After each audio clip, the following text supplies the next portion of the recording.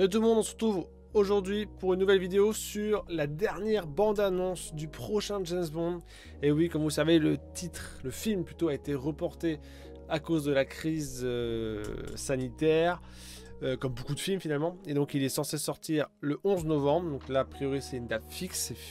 A priori il n'y aura plus de report, hein. Vraiment ça suffit. Donc Universal Pictures a diffusé du coup cette dernière bande-annonce qu'on va découvrir ensemble. Espérons que ce soit bien. Donc ça, c'est le dernier épisode, du coup c'est censé être le dernier épisode de la, on peut dire, saga Daniel Craig. Donc à voir hein, comment ça va se conclure. Donc let's go, c'est parti.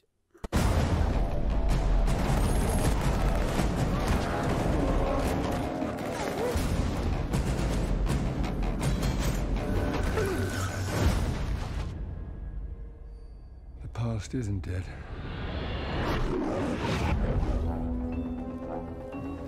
Ah, la musique. James, fate draws us back together. Now your enemy is my enemy. His name is Safin. And what does he want? Revenge. Me. When her secret finds its way out, it'll be the death of you. You can imagine why I've come back to play. There's a young lady in Santiago I want you to meet.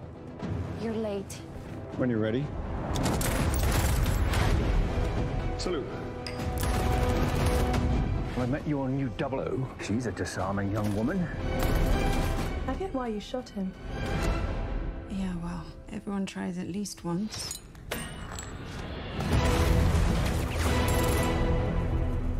James Bond. We both eradicate people to make the world a better place. I just want to be a little tidier. Come on, Bond. Where the hell are you?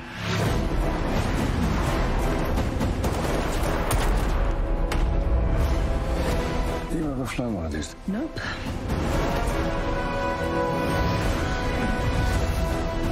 Harder to tell the good from bad, villains from heroes these days. What is it? I don't know what this is. He's going to kill millions.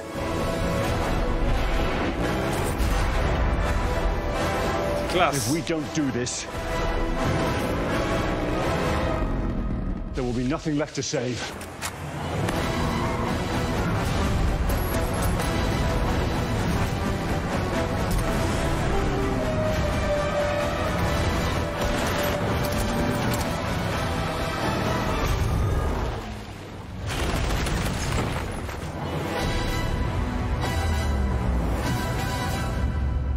Mourir peut attendre. Le 11 novembre au cinéma, en IMAX. Disponible en IMAX. Waouh! Bah franchement, cette bande-annonce était beaucoup mieux que toutes les autres qu'on avait vues. Sur beaucoup de points. Je trouve que déjà la variété des actions, enfin de la mise en scène, elle a l'air cool. Parce qu'avant, ils axaient vraiment que sur un ou deux plans. C'était assez limité.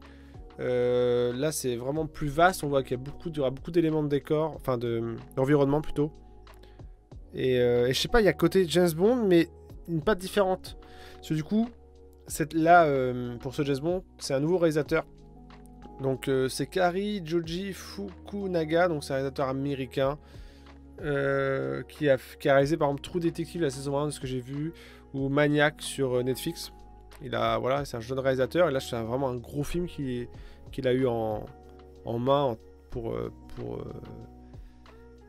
faire ce James Bond. Enfin, je veux dire, c'est son premier gros film, je veux dire, avec un gros nom, avec une grosse licence, on va dire. Et donc c'est la suite directe du coup des autres James Bond, donc de Space, Skyfall, Quantum of Solace et Casino Royale. C'est vrai que ça fait déjà plus de 14 ans que Daniel Craig office en tant que James Bond au cinéma. Et donc là, a priori, c'est censé être la conclusion. Déjà, ça se voit avec déjà ce qui s'est passé dans les autres épisodes. Et là, on voit que c'est une suite directe, hein, c'est les mêmes personnages, c'est la même intrigue en fond, quoi, on va dire. Le fil rouge est toujours le même, et donc on voit que là, ça va se conclure.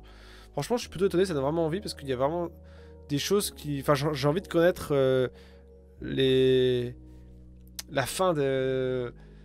Enfin, vu les scènes, je trouve qu'il y a des trucs, on se dit putain, comment ça va se passer et tout. Enfin, Ça a l'air vraiment stylé. J'ai vraiment beaucoup aimé.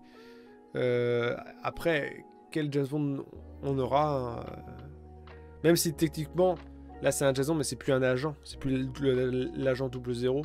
Parce que comme vous le savez, dans les autres épisodes, il a été remplacé. D'ailleurs, on le voit, là, le personnage, là, c'est la femme là qu'on voit de temps en temps. Et puis en casting, là, du coup, on a Rami Malek, Léa Seydoux, Anna de Armas, notamment, qu'on a pu voir. Ça, c'est une fille qui décolle pas mal à Hollywood. On a pu la voir dans Blade Runner de Denis Villeneuve, par exemple.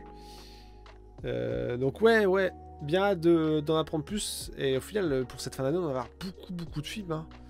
Vu que tout a été reporté, toute l'année 2020 a été reportée à octobre-novembre, on va tout avoir d'un coup.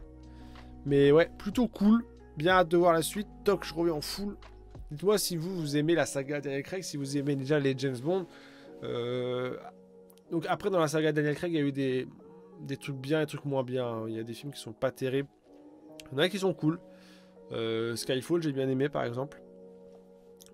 Spectre était un peu plus simple. Et les deux autres, c'était sympa, passable, mais c'était un peu, voilà, c'était un peu de la vieille action. Après, ça date, hein, si je vous dis que ça datait de 2006, déjà le premier. C'est sûr qu'entre temps, les films d'action ont évolué avec tout ce qui se fait à côté, avec des John Wick ou même Mission Impossible qui a réussi à se renouveler. Maintenant, c'est vrai que le film d'espionnage, on va dire, le film d'action a un peu évolué. Mais là, pour le coup, de ce qu'on voit, ça a l'air d'être plus moderne, plus frais. Ça donne envie, je trouve. Il y a un dépaysement dans les personnages, dans les situations, dans les décors. Ça a l'air cool. Bon, après, c'est très... c'est une mise en scène un peu quand même James Bond. Hein. Ça reste quand même, voilà, un peu un super-héros, on va dire. Ça se passe toujours plus ou moins bien quand même. Mais c'est cool. Puis c'est classe, c'est James Bond, quoi, c'est la classe. Bref. Je vous dis à bientôt. Et dites-moi si vous avez hâte de ce film, si pour vous le report a été insupportable. C'est vrai que là, on a eu beaucoup de reports. Bref. Allez, ciao!